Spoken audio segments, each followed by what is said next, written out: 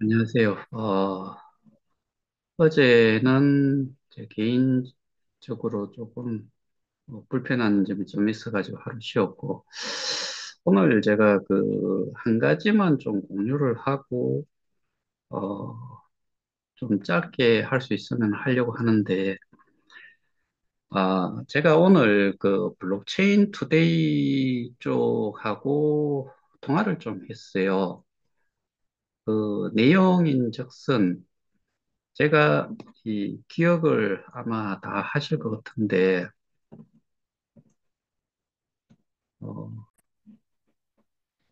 이 부분이에요. 이거를 제가 이전에 알려드렸던 게 여기 블록체인 투데이에서 4차 산업의 진정한 블록체인 미디움 코플레이 품고 코어 기술 새 역사 쓴다. 이렇게 돼 있는 부분에서 이게 지금 두 가지가 있어요. 이게 그 바꾸지 않은 내용인데 이거를 링크를 걸면은 이렇게 존재하지 않는 링크입니다. 링크를 확인해 주세요. 이런 메시지가 떠요. 그런데 제가 오늘 하나를 새로 해야 되고,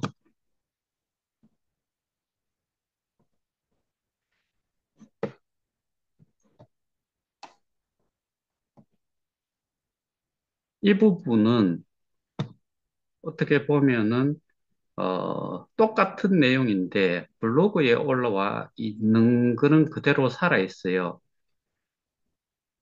다시 보는 블록체인 기사 해가지고 타이틀이 똑같죠. 그리고 날짜가 21년 5월 7일. 이게 뭐와 관련된 건 하면은 미디움, 주식회사 미디움이 미디움 파운데이션의 디지털 콘텐츠 서비스 플랫폼 코플레이 인수를 통해 사업 영역 확장에 시동을 걸었다. 이 내용이에요. 근데 어, 미국과 관련해 가지고 없다 손 치더라도 이게 없다 손 치더라도 얘들이 이거를 없애버렸는 이유가 이게 유료 기사래요. 유료 기사로 나가는데 일단 제가 화면 공유를 한 상태이기 때문에 이 부분이 지금 여기 보시면은 이 URL이 분명히 이렇게 돼 있는데 이거는 아까 제가 보여드렸다시피 지금 이거를 클릭을 했을 때 근데 요게 블록체인 투데이 여기에 가면은 그 내용이 나와 있어요. 똑같은 내용이죠. 여기 보시면은 근데 이거를 제가 계속 좀 중요하다라고 말씀을 드린 이유가 4월 15일에 중앙일보, 동아일보에서는 4월 15일에 여기에 미디움 파운데이션이라는 쪽, 그러니까 미디움 리미티드 홍콩에서 KOK 재단과 계약을 요구에 관해서 해가지고 인수를 했다라고 한 게 4월 15일. 요게 5월 7일인데 5월 7일에는 이 미디움 파운데이션이 가지고 있던 인수를 했던 거를 주식회사 미디움이 이거를 다시 인수를 했다. 이 내용이 중요해서 제가 이 부분을 계속 좀 언급을 하다 보니까 통화를 해 보기로는 이런 내용을 제가 이전에도 말씀 좀 드렸지만은 이 블록체인 투데이든 뭐 어떠한 언론사든 자기들이 취재를 해가지고 쓸 수 있는 기사 내용이 아니다. 근데 오늘 직접 확인을 하기로는 그러니까 이 기사를 올려줌으로 해가지고 돈을 좀 주고서 그러니까 유료 기사라는 거죠. 그러면은 제가 오늘 부산 일보에도 메일을 보내놨는데 BIBC와 관련된 부분도 그렇게 나오지 않았을까 해가지고 생각난 김에 간단하게 질문의 메일을 보내놓은 상태예요. 그러면은 결국에 지금까지 나와 있던 이런 대부분의 기사들은 뭐 예를 들어서 흑자 전환, 뭐 자본 잠식 상태에서 흑자 전환 또는 상반기부터 흑자 전환을 했다. 뭐 그런 내용들 있잖아요. 이런 기사들이 뭐 상장사도 아니고 그런데 그런 게 나갔다는 이야기는 회사에서 그 언론사에다가 기사를 제보를 했다라고 보시면 되는 거죠. 그러니까 저희가 부산 집회 때 집회 대신에 그 블록체인 담당관한테 이야기를 들을 수 있었던 그런 내용 종합해 보면은 부산시에서조차도 BIBC에 대한 거는 어떻게 보면은 어 제안서 정도, 사업 제안서 정도만 뿌렸는데 BIBC라는 용어 자체도 그 부산시에서 먼저 쓴 게 아니고 그게 15개 기업들이 컨소시엄 형태로 그 블록체인 센터를 부산에다가 설립을 하겠다. 민자 5천억 뭐 유치를 해가지고 그런 내용이 결국에는 주식회사 미디움에서 내보낸 기사다. 뭐 이렇게 보여지기 때문에 제가 그 확인차 일단은 메일을 보내놓은 상태예요. 이것뿐만 아니라 그 지금 저희 기사들이 쭉 나와 있는 거 이렇게 보시면은 뭐 대동소이한 그런 기사들이 나오는데 그게 어느 한 곳에서 했는 내용이 다른 언론사에서도 뭐 일부 인용을 하고 말만 조금 바꾸고 뭐 그렇게 했는 경우도 있고 경우에 따라서는 그 기사 내용만 올리고 그거를 취재하고 올린 기자까지도 그대로 카피해가지고 옮기는 경우도 있고 그래서 이거를 사람들이 계속 그런 기사들이 나오니까 한쪽에서 어, 계속 흘렸던 내용, 그거를 가지고서 또 인용해서 쓰고, 인용해서 쓰고, 뭐 하다 보니까 그렇게 되어버렸는데, 실제로 저희가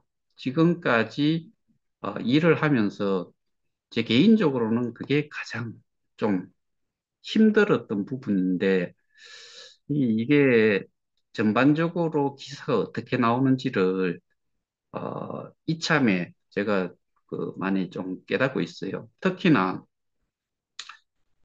그 블록체인 투데이라든가 뭐 좀 소규모의 언론사를 통해서 이렇게 그 기사를 어, 홍보용 기사가 올라갔을 경우에는 사실 이게 그 언론 언론사가 직접적으로 이 회사에 어떠한 이슈가 되고 그 다음에 뭐 이런 좋은 내용의 그 기사가 취재를 통해서 됐다기보다는 스스로 뭐 소위 말하는 언론 플레이를 한 거죠. 홍보용으로. 내가 기사를 주고 경우에 따라서는 돈도 주고 그렇게 해서 올라온 기사들이 결국에는 저들한테는 발목을 잡는 뭐 그 내용이 또 이야기를 하다가 보면은 이 블록체인 투데이 쪽에서 하는 이야기가 이름을 수시로 바꿔서 이렇게 그 기사 내용을 좀 그 냈고 그 다음에 또 하나가 그 블록체인 투데이와 오늘 통화를 하면서 그런 이야기를 하더라고요. 어, 자기들은 콕 플레이와 관계가 없다. 뭐 개발사 역할 정도를 했다. 이는 기사는 아니 기사 내용도 아마 있지 싶은데 어, 기사는 올리지 않았지만은 그렇게 이야기를 하는 걸로 그러니까 요번 기사를 내린 거는 사실은 그쪽에서는 블록체인 투데이에서는 자기들이 올린 기사에 대해 가지고 거기에 댓글이 자꾸 뭐 소위 말하는 악성 댓글 비슷하게 그런 내용들이 자꾸 올라오니까 그거를 내려버렸다는 게 주장인데 제 생각에는 그게 아니고 뭐 이거는 제 개인적인 생각이에요. 어, 지금 김판종 씨가 구속 상태에서 수사를 받고 있고, 그러다 보니까 거기에, 어, 같이 일을 하던 쪽에서 이런 내용도 올라가고 하는 거 봐가지고는 실제로 제가 이게 말이 안 된다는 소리잖아요. 분명히 4월 15일에 미디움 파운데이션에서 KOK 재단으로부터 디지털 콘텐츠 플랫폼 운영권을 인수를 했다라고 분명히 그 업체명이 분명히 미디움 리미티드라고 되어 있는데 한 3주일 후에 5월 7일 돼가지고는 그거를 다시 미디움 인코퍼레이션 그러니까 주식회사 미디움이 그거를 다시 인수를 했다는 이야기잖아요. 그러면은 그런 상태라 그러면 저희 그 공지사항에 미디움 주식회사 그러니까 어, 그 미디움 파운데이션이라고 하는 미디움 리미티드가 표기가 되면 안 되고 미디움 INC로 이게 공지를 하는 걸로 나와야 되는 거죠. 그런데 미디움 INC 즉 주식회사 미디움은 한 번도 나온 적이 없다 이거죠.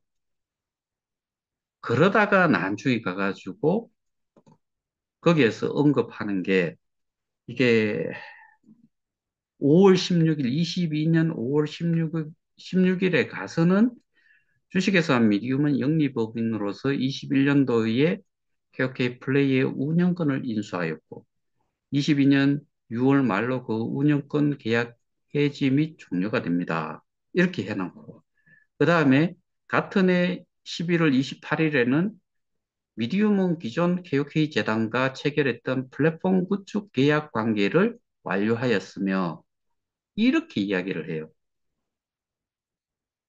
그리고 뒤에 하나씩 붙는 내용이 결국에는 뭐 기술 협약을 했다. 그래서 메인넷에 대한 개발 운영사로 메인넷을 개발하여 운영사로서의 운영을 대행하고 있다. 이렇게 말을 또 바꿔요. 그리고 이쪽에서는 11월 28일 아까 읽었던 그 내용에서는 이, 그 메인넷의 유지 보수 업무에 대한 용역 업무 수행 책임만을 가지고 있다. 결국에 지금 저희가 중요하게 생각해야 될 부분이 자산을 누가 가지고 있으며 그 자산에는 오너 월렛에 해당이 되는 그러니까 우리가 50억 개를 발행한 것 중에서 이미 발행이 된 것을 제외한 나머지를 누가 가지고 있느냐.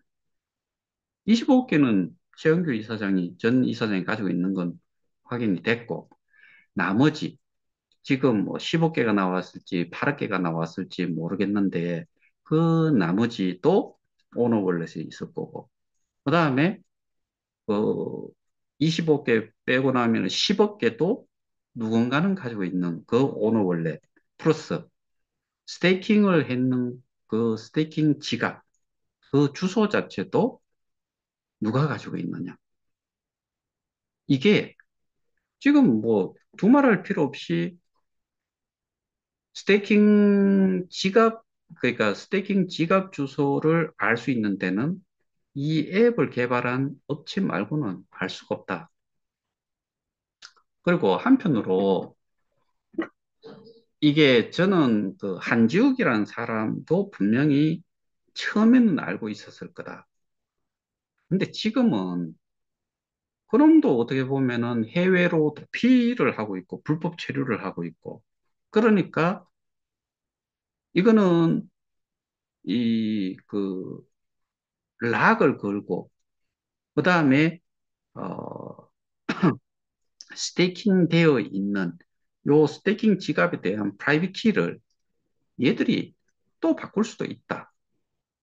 아니면은 그 받았던 거를 뭐 계속해서 스테이킹은 이루어질 수가 있으니까 그 부분의 지갑을 뭐 다른 쪽으로 연결을 시켜가지고도 가지고 있을 수 있고. 그러니까 현재 상태에서 그 지갑, 스테이킹 지갑 우리가 찾고자 하는 반드시 찾아야 되는 거는 지금 현재로서 당연히 알고 있는 사람은 주식회사 미디움 그, 미디움의 직원들, 현재로서는, K 스테디움이라는 것과 크립티드라는 쪽에서 분명히 알고 있을 거다. 그거는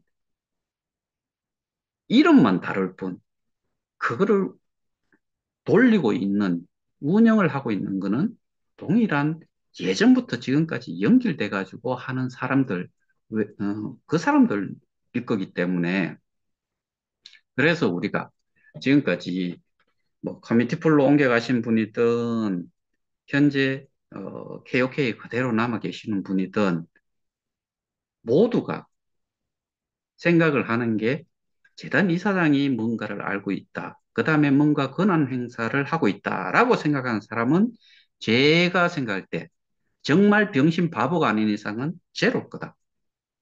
전부 다 누가 이 사업을 운영을 하고 있고 모든 자산이라든가 서류라든가 관련되는 문서라든가 뭐 계약서라든가 이런 것들을 누가 가지고 있을 거냐라고 물었을 때 저는 거의 100%가 임판종 씨가 가지고 있을 거다.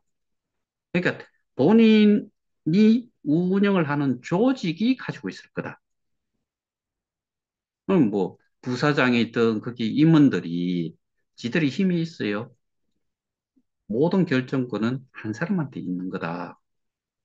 그래서 우리가 금방 보여드렸던, 오늘 보여드렸던 그런 부분들도 뭐 어떻게 보면은, 어, 입김이 들어갔지 않았을까라는 생각을 저는 떨쳐버릴 수 없어요. 소위 말하는 증거 인멸에 가까운 거지요. 그런데 그게 제가 아까 보여드렸던 그런 영상에서 이미 분명히 그렇게 언급을 했잖아요. 그러니까 그런 거는 빠져나갈 수가 없다고요. 근데 내린다고 해가지고 그게 끝나느냐? 그거 가지고는 안 되죠. 분명히 그 내용을 제가 링크를 달아놨고 링크를 클릭을 했을 때 거기로 연결이 됐으니까 그 연결되는 내용이 다른 블로그에서 지금 그대로 살아 있는데 오늘 그대로 카피 떠가지고 옮겨놓은 거죠. 그러니까 스스로가 이 또 어떻게 보면은 우리가 비트 이더에 대한 이력 뭐 기본적으로 올해 이루어졌는 3월 3일에 오입금이 되고 3월 5일에 회수가 되는 부분 이런 부분들에 대한 그 기록이 완전히 사라졌잖아요. 근데 나머지들은 KOK 같은 경우에는 그렇게 스리슬쩍 넘어가면서 뭘 동시에 했나 하면은 2021년 21년 12월 31일까지의 KOK에 대한 이력까지도 싸그리 없애버렸죠. 그러면서 스리슬쩍 얹어가지고 없애버린 게 비트코인, 이더리움 또는 KOK 또는 USDT 뭐 이런 것들이 오입금이 분명히 일어났는데 거기에 USDT는 제가 잘 모르겠어요. 그런데 비트코인과 이더리움은 많은 사람들이 오입금이 된 거를 확인을 한 사람들이 있고 일부는 분명히 이게 웬 떡이냐 하고 뭐 매도를 해가지고 자산으로 쥐고 있던 그거 제가 생각하는 거는 그렇게 했는 사람이 있다고 했을 때 그 사람들한테 이거를 법적으로 뭐 물으면서 그거 다시 그 반환을 해라. 이런 거는 하지 않았을 거다라고 봐요. 결국에 그런 기록들을 없애는 것처럼 이것도 마찬가지. 기사 내용도 그런 식이었을 거다라는 게 제가 그 합리적인 의심을 하는 거지요. 이것뿐만이 아니지요. 제가 되게 좀 강조했던 부분이 왜 그 K 스테디움이라는 게 생겼을까? 저는 그렇게 설명을 드렸죠. KOK를 자산 이전을 다 한 상태로 넘긴 다음에 KOK를 다른 코인으로 스왑을 하거나 뭐 이렇게 하면은 KOK는 없어도 되는 거잖아요. 그럼 그 기록들을 남겨놓을 이유가 없죠. 왜? KOK가 전부 다 스왑이 돼버렸으니까. 그 나머지 그것과 관련된 기록들을 남겨놓을 이유가 없는 거지요. 그래서 그렇게 빨리 서둘러서 뭐 메인넷이라는 지금도 마찬가지로 어떻게 보면 디앱이 뭐 5개나 될까요? 제가 모르는 게 새로 들어와 있는지 모르겠는데 오로지 한 개 있고 뭐 어젠가 어떤 분이 저한테 메시지를 보내줬는데 그게 보면은 새로운 코인이 그 전에 리고라는 게 리콘가 리고인가가 있었고 요번에 새로 뭐 이벤트를 하고 뭐 그 리프럴에 복합적으로 하는 게 딥코인이라는 코인 이름이 또 하나 나오더라고요. 그거를 리플을 했을 때 뭐 보상을 5%인가 뭐 그렇게 주는 걸로 그렇게 나와 있는 것 같던데 딥코인이라는 것을 그 기축통화로 하는 어떠한 디앱이 한 개 더 올라와 있을지는 모르겠어요. 근데 그거를 사람들이 알까? 정말 소수의 사람들만 알고 이거를 할지 말지 뭐 그렇게 좀 따지고 있지 않겠나 싶은데 이 결국에는 그런 행위들을 정말 많이 한 것 같다. 특히나 제가 가지고 있는 자료상으로는 이거는 일관성이 없는 내용들이 너무나 많다. 그리고 가장 중요한 게 스스로는 계약 관계를 뭐 그 운영권 인수라고도 하고 플랫폼 구축 그러니까 플랫폼 구축이라는 건 개발 그 용역 이런 관계잖아요. 그런 거를 언급을 하면서 자기들은 콕플레이와 또 상관이 없다는 내용도 수시로 이야기를 하면서 자기들의 역할은 개발, 유지 보수의 역할만 했다.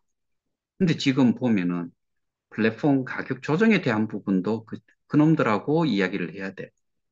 그 다음에 상식적으로 이 스테이킹 지갑 주소를 모르는 상태에서 우리는 분명히 그 우리 지갑에서 빠져나갔으니까 그게 어딘가 가려고 하면은 우리가 실행을 한 거 자체만 봤을 때는 우리는 스테이킹 지갑 주소를 출금 주소로 넣지 않고 모르는 상태로 됐으니까 우리가 최종으로 뭐 채굴하기 해가지고 딱 끝났을 때 완료가 됐을 때 우리 거는 빠져나갔고 빠져나간 거는 분명히 어디로는 흘러가야 된다. 우리는 거기 어 앱에 그 단계별로 순서적으로 클릭 해가지고 완료를 했을 때 우리가 아는 완료는 채굴하기 버튼을 누르는 순간이 완료 상태예요. 그러면은 이게 그 우리 그 내역서에 보면은 뱅글뱅글 돌지요. 그게 딱 출금이 되고 나면은 마이너스 몇 개 딱 표시가 됐고 그럼 내 지갑에서는 분명히 그만큼은 나갔다는 이야기예요. 그럼 이 나간 거는 도대체 어디에 가 있을까? 우리가 한 거는 출금 주소를 넣지 않았는데 그러면은 이 개발한 쪽에서 분명히 어디론가 출금 주소와 연결을 시켜놨다. 그거를 할 수 있는 데는 누가 할 수 있느냐? 개발사가 할 수밖에 없는 거죠. 그러니까 이런 단순한 거를 가지고서 뭐 경찰은 이해를 못하고 경찰이 이해를 못한다는 이야기가 누구 말 맞다나 돈질을 당해가지고 모른다라고 주장을 그러니까 피의자가 모른다라고 주장을 하니까 그것만 받아들여 갖고 불송치를 한 건지 아니면 정말 이해를 못 해가지고 지도 모르고 나도 모르고 뭐 피해자는 다 모르고 그다음에 그거를 개발한 쪽에서도 모른다고 하니까 증거 불충분으로 해서 불송치를 했다. 이렇게 받아들이는 건지 이게 상식선에서조차도 이해가 안 되는 결과를 결국에는 경찰 입장에서는 수사 종결을 딱 하는데 불송치라는 걸로 해가지고 검찰로 넘기는 거고 불송치를 하든 송치를 하든 모든 사건의 자료는 그 검찰로 넘겨야 되거든요. 그런데 우리는 분명히 지금 재조사를 어, 요청을 했는 사실을 알고 그다음에 거기에 해당이 되는 그 수사를 진행을 저는 정말 벌써 끝났을 거다라고 생각을 해요.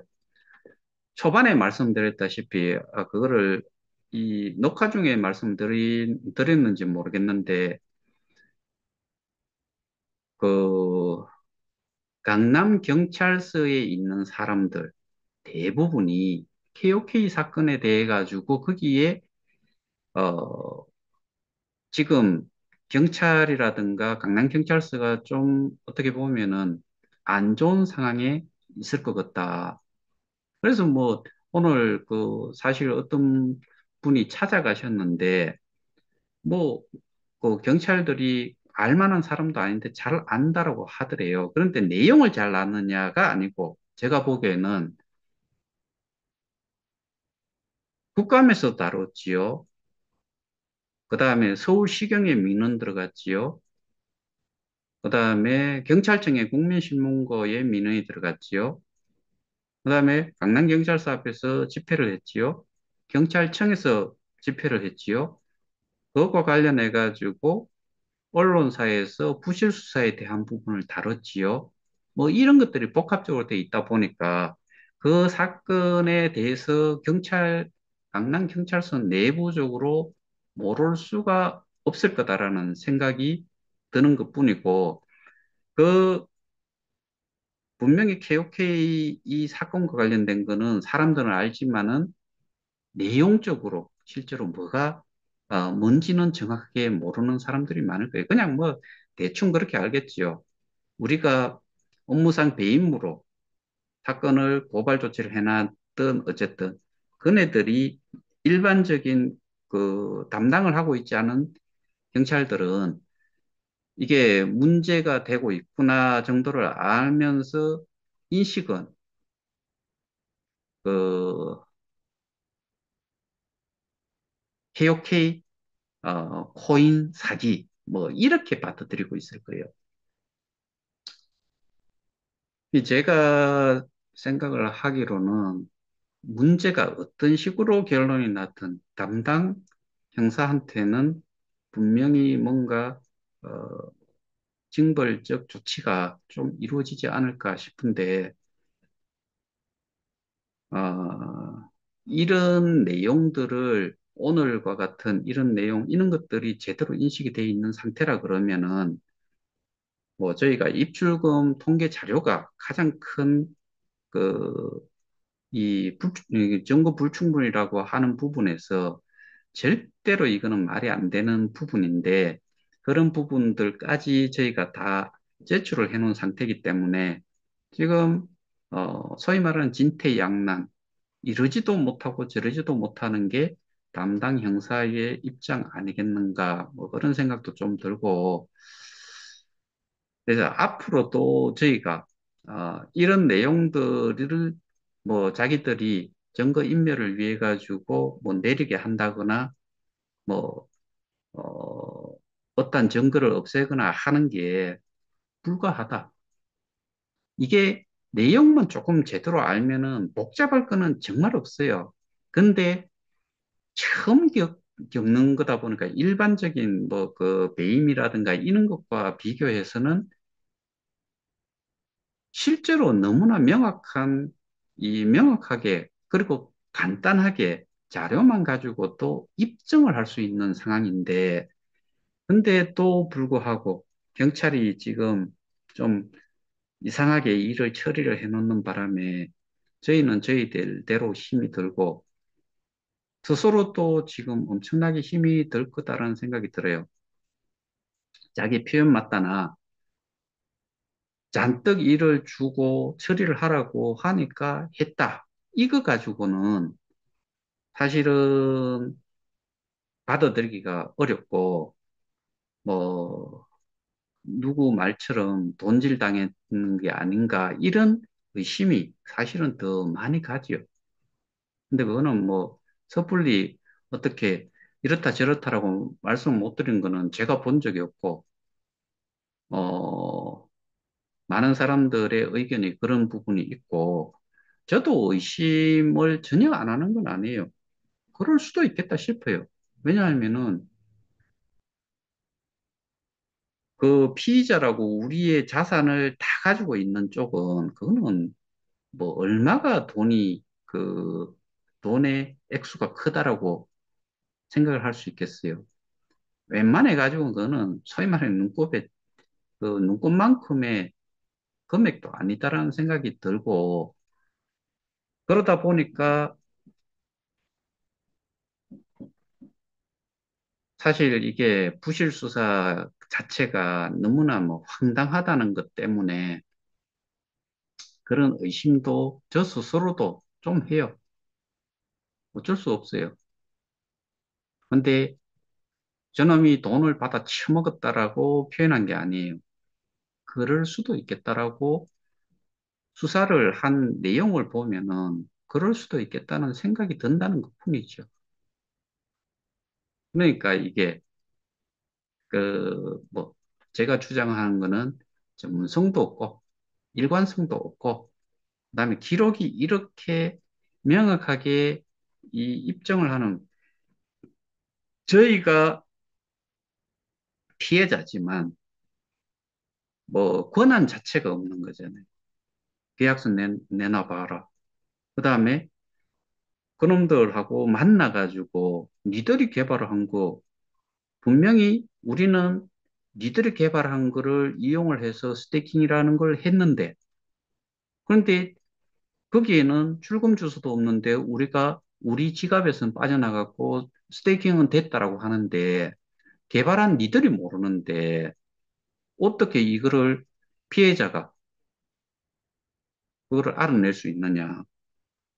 사적으로 그 리버스 엔지니어링 이런 거를 할 수 있도록 돈을 주고서 뭐 일반 그런 전문가들한테 맡겼을 때 그렇게 찾는 것 자체도 이거는 불법이기 때문에 안 된다는 거잖아요. 그럼 누가 해야 돼요? 경찰이 해야죠. 수사권을 가지고 있는 쪽에서 지들이 못하면은 그 정도의 능력이 있는 뭐 업체하고 제가 알고 있기로는 사설 그 기업과 계약 관계로 그런 거를 하는 게 있는 걸로 저는 알고 있어요. 근데 그런 것조차도 해보지도 않고 뭐 암호화폐 추적기라는 게 일종의 그 트랜잭션 그 트레이스를 추적을 그 하는 정도. 그게 어떻게 보면은 ERC 기반으로 있는 거는 이더스캔 가지고 하는 거고, 어, 비트코인 같은 경우에는 비트코인 룩값 어드레스라는 걸로 추적을 해 봐야 되는 거죠. 근데 그게 쉽지 않은 거죠. 왜?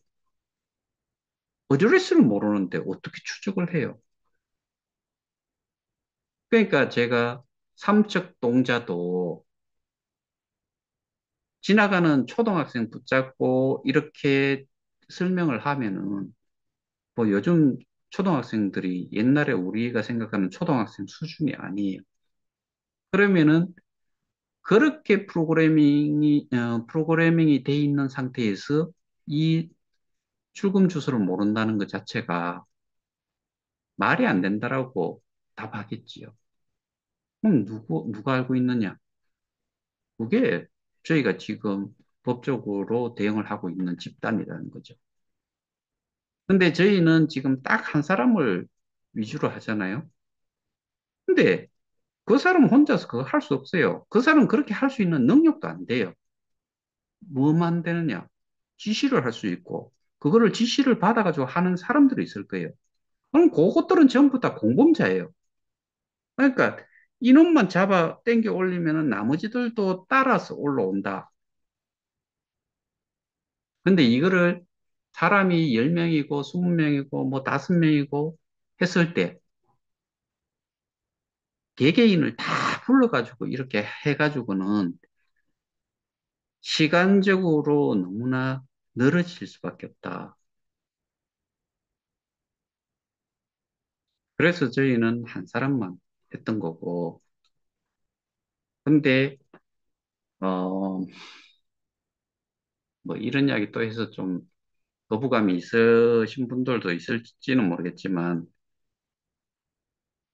어떻게 보면은 울산에서는 송가병 씨를 타겟으로 생각을 했는데 지금은 이름을 바꿔서 주범을 나중에 구속영장 신청을 하고 그러면은 이 그 송가병 씨라는 사람은 지금까지 이야기를 했는 걸로는 어떻게 보면 주범처럼 이야기를 해오다가 이게 이제 주범이 다른 사람이 나타난 걸로 해가지고 그 지금 김판종 씨가 구속 수사를 받고 있는 상태인데 울산경찰청에서는 그렇게까지 하는데 강남경찰서에서는 그거를 저희는 어떻게 보면은 어 시기적으로 울산경찰청에 고소를 한 것과 저희 고발을 한 시기적으로 그 비교를 했을 때 일반 차이가 안 나는 걸로 알고 있어요.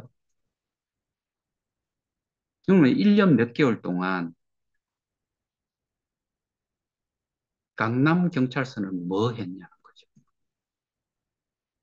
저기서는 사기 유사수신 폰지 저는 유사수신 폰지 이런 쪽 관련해 가지고는 무조건 하고 저는 그게 저들한테 어떻게 보면은 벗어날 수 있는 기회를 제공을 하는 거다라고 저는 계속 말씀드리고 있는 거고. 근데 저희 쪽에서 필요한 수사가 정말 필요한 사람 여기다 좀 데리고 여기다가 구속 수사를 하든 그렇게 좀 진행을 하면서 필요시에는 경찰을 돕고 경찰을 돕는다는 의미가 이 범죄 행위에 대해 가지고 뭐 대질 신문이든 또는 그 수사를 하는 과정 중에서 이렇게 주장을 하더라에 대한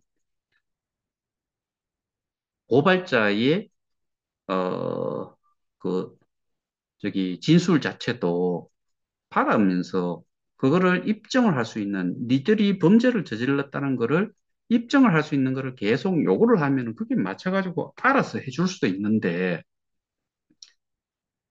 사실 무능한 어떻게 보면은 정말 내용도 잘 모르는 사람이 혼자서 아직도 하고 있다는 게 정말 피가 거꾸로 솟는 것처럼 짜증이 정말 이만저만이 아닌 거죠.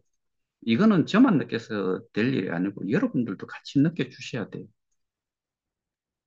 이 정도의 내용을 설명을 드리고 이런 상황이다라는 것을 설명을 드렸는데 그거조차도 이해를 못 하신다고 하면은 뭐 결국엔 저 혼자 짊어지고 갈 수밖에 없는 거죠. 근데 사실 여러분들은 여러분들이 직접 나서가지고 하실 수 있는 거는 사실 없어요. 제가 오늘 그 방문을 하셨던 분들한테도 말씀드렸고 올라가기 전에 저하고 통화를 하면서 연결만 시켜주시면은 감사하다. 나머지는 제가 설명하겠다. 그리고 우리가 단체 고발로 했지만은 여러분들 각각을 불러가지고 이 부분에 대한 진술을 하나하나씩 하면은 여러분들 진술할 수도 없고, 진술한 거에 대한 증거 자료도 같이 이렇게 제출이 돼야 되는데, 그거를 하실 수가 없잖아요. 그래서 처음부터 이 일을 진행을 하면서 저희는 수임료도 많지를 못했기 때문에 변호 대상은 저 하나로 국한을 시켜놨어요. 우리가 몇 천만을 주고 그렇게 할 수도 없어요. 없었고. 그래서 저희는 성공 사례비도 없이 그냥 딱 정해져 있는 그 금액에서 모든 것들을 하는데, 대신에 어, 변호를 해주는 역할을 하는 거는 저 하나로 국한이 돼 있어요. 우리가 정말 뭐 법적 모금을 많이 해가지고 한 2, 3억 가지고 있다라고 하면은 많은 변호인단을 어떻게 보면 한 명이 아닌 몇 명의 변호인단을 꾸려가지고도 할 수 있죠. 근데 우리는 피해자 되시는 분들이 그다지 많은 이 법정 목금에 응하시지도 않았어요. 그래서 결국에 그런 아주 그 취약한 상태에서 이 법적 대응을 지금 하고 있는 상태예요. 오늘 제가 설명드렸던 내용이 어떻게 보면은 저희가 지금 직면하고 있는 현실이고, 이 현실 그 수사를 하는 거, 그다음에 내용을 이해하는 거, 그다음에 증거라든가 이런 부분들을 스스로 내렸다는 생각은 저는 절대로 하지 않아요. 누군가가 뭐 돈 주고 유료 기사를 냈는 쪽에서 또 돈을 더 주고 내려달라고 했을 수도 있다는 게 제 판단이에요.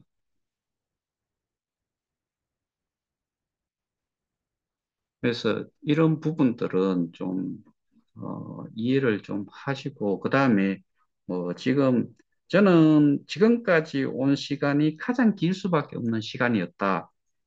앞으로의 시간은 어떻게 보면은 검찰로 넘어오고 검찰에서 기소가 된다고 하면은 거기서부터 1심 가고 2심 가고 3심, 1심이 좀 시간이 걸릴 거고 2, 3심은 상대적으로 그렇게 많이 걸릴 것 같지는 않다라고 생각을 하기 때문에 지금까지가 정말 시간이 많이 필요했던 거다라고 제 개인적으로는 좀 판단을 하고 있어요. 그래서 오늘 좀 도와주시겠다라고 움직이신 분들이 가보신 데가 있는데 거기서는 당연히 제가 좀 어려울 거다라고 생각을 했는데, 뭐 결과적으로 그렇게 뭐 어렵게, 그러니까 확인을 할 수 있는 게 없지요. 제가 움직이지 않고서는. 그리고 제가 가고자 했을 때도 무작정 찾아갈 수가 없어요. 근데 어, 두 분이 그래도 한번 움직여 보시겠다고 하셔가지고 다녀오셨는데, 아직도 뭐 차 안에 계실 것 같기는 하고 고생은 하셨는데 어, 감사하죠. 감사한데 어, 좀 뭐 예측이 좀 됐던 부분이기도 하고, 이, 어, 앞으로 뭐 제가 정보 공개 청구한 내용, 그 다음에 지금 여러분들 좀 아셨으면 좋겠는 게, 경찰이 민원 처리에 대한 부분조차도 정말 엉망이에요. 서울시경으로 들어간 민원은 담당 형사한테 갔고, 담당 형사는 연락이 안 돼요. 그다음에 국민신문고로 했는 거는 강남경찰서의 수사 1팀장한테 갔는데 장기 출장이래요. 그럼 누가 이 답변을 할 수 있는 거예요? 이게 그 경찰이 하고 있는 짓이라서 제가 이 부분에 대해서 다시 또 민원을 좀 넣으려고 해요. 이게 정말 웃기지 않아요? 지금 계엄 사태 이후에 모든 것들이 관심 밖으로 있는 상태지만 그래도 어쩔 수 없잖아요. 저희가 준비를 하고 뭐 이렇게 하는 것들은 우리 스스로가 제일 우선적으로 1차적으로 모든 걸 대응을 해야 되고 그다음에 저희가 좀 어, 도움을 좀 받고자 한 거는 어쨌든 뭐 말 그대로 도움을 받는 거고 하나의 수단으로서 이용을 하는 거니까. 근데 그런 게 좀 도움이 좀 된다고 하면은 훨씬 수월하겠다는 생각이 좀 드는 거는 사실이지요. 근데 그렇게 해주는 게 직접적으로 뭐 수사에 관여를 하거나 수사 내용을 알아볼 수 있거나 이런 게 아니에요. 단지 그러니까 아까 말씀드렸다시피 부실 수사에 대한 기사가 나왔다 그러면 거기서 내부적으로 그런 거에 대해서 되게 좀 민감하잖아요. 공무원이라는 게 결국에는 어, 특별하게 잘못하지 않는 이상은 평생을 갈 수 있는 평생 직장이잖아요. 직장은 결국에는 돈하고 연결이 돼 있고, 그러면 그 돈은 가족 생계하고도 연결이 돼 있기 때문에, 그래서, 대충대충 잘 넘어왔는지 모르겠는데, 이거는 그 한 사람 뭐, 또는 그 강남경찰서 다 합쳐봐야 몇 명 되겠어요. 우리 80만에 비하면은 뭐 아무것도 아니죠. 금액적으로도 마찬가지고.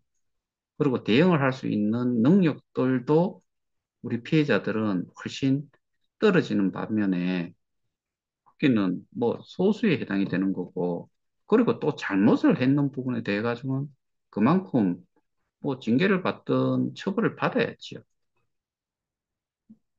그 정도 해야지만이 정말 사람을 구속을 하고 뭐 수갑도 채우고 구금도 하고 조사도 하고 강제 수사도 하고 뭐 이런 것들이 가능한 존재로서의 가치가 있는 거지. 그런 것도 못하는 사람이 그런 사람들한테 뭐 국세를 가지고서 월급을 준다는 것도 사실은 저는 아니다라는 생각이 사실 좀 듭니다. 그래서 이런 부분 좀 상황 자체도 좀 이해를 좀 하셨으면 좋겠다는 마음에서 어, 뒷부분에 가서 조금 말씀드렸습니다. 이상입니다. 오늘은 여기서 마치도록 하겠습니다. 감사합니다.